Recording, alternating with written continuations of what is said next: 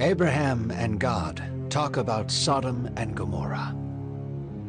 Before this story, we learned about how God made a covenant with Abram and renamed him Abraham. He renamed Sarai to Sarah and promised them a son despite their old age.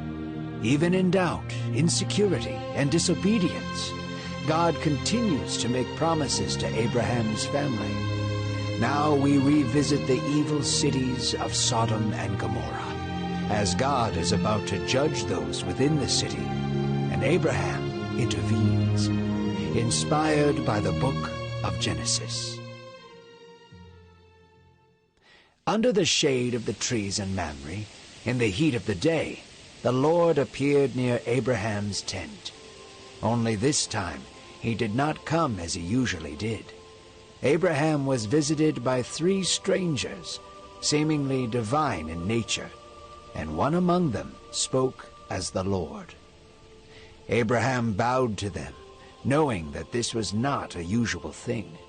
He lavished them with a meal and worshipped God with his hospitality underneath the trees. After the men had their fill and were rested, one of them asked, "Where is your wife Sarah?" Sarah was close by in the tent beside the trees, listening to their conversation and trying not to be heard. "She is in the tent," Abraham responded, not sure how to speak with these strangers. The Lord once again spoke his promise to Abraham, knowing Sarah was listening through the tent.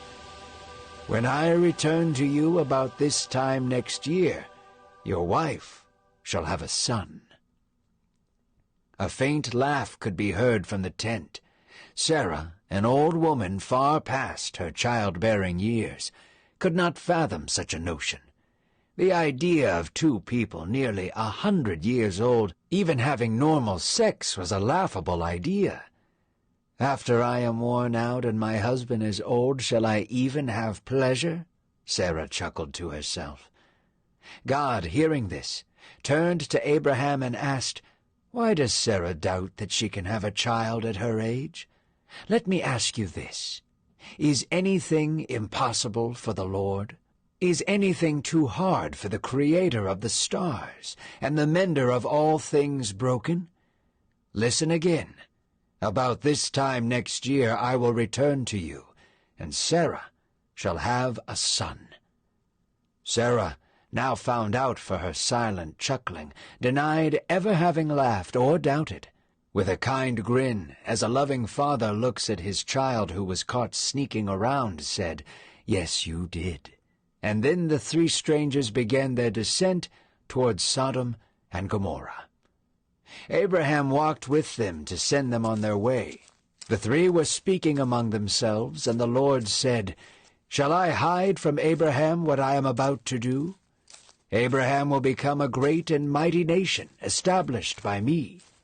I have chosen him to lead the way of the Lord by doing righteousness and justice."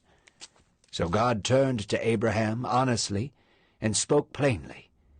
The prayers and the outcries of those suffering because of Sodom and Gomorrah have become great.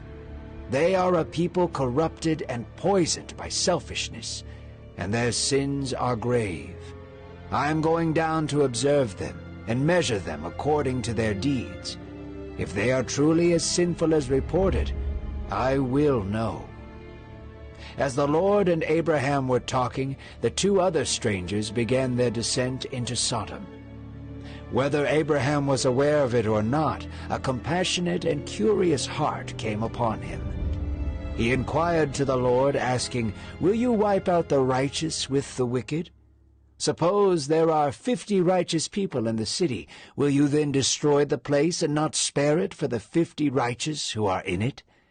It does not sound like you to do such a thing, to put the righteous to death with the wicked. Far be that from you. You are the judge of all the earth. Should you not do what is just?" This was a bold inquiry coming from Abraham, as he was speaking face to face with he who causes the seas to rise and fall with the moon, and cradles the heavens in the span of his hands. The Lord, however, spoke plainly and compassionately with Abraham, saying, If I find in Sodom 50 righteous in the city, I will spare everything for their sake." Abraham had more questions. He was unsatisfied with his question before. Now, coming to realize who he was speaking to, Abraham approached the subject again. Only this time with more reverence. He asked, "I know who I am speaking to, and I am but dust and ashes in front of you, and not worthy. But suppose there are 45 righteous in the city. Will you destroy the whole city if there are 5 less righteous than before?" The Lord looked again at Abraham and answered, "I will not destroy it if I find 45 righteous. What about 40 righteous? Suppose there are only 40. Will you destroy the city then?" "I will not." "Please do not get angry with me," Abraham said. "But what if there were only 30 righteous people in the city?" "I will not do it if I find 30 there," God replied. 20? "For the sake of those 20, I will not destroy the city." "Please, Lord, I know that I am dust before you. Do not be angry with me, and let me ask this last question. What if there were only 10 righteous among the city? Would you spare the city if there were 10 righteous?" The Lord looked again finally at Abraham. His chosen hero was speaking before him with boldness and humility. The man he had chosen to be father of nations was now displaying a heart to see the righteous upheld and the innocent spared. He answered Abraham tenderly, and one final time he said, "For the sake of 10, I will not destroy it." And the Lord went his way towards Sodom, and Abraham returned to his home.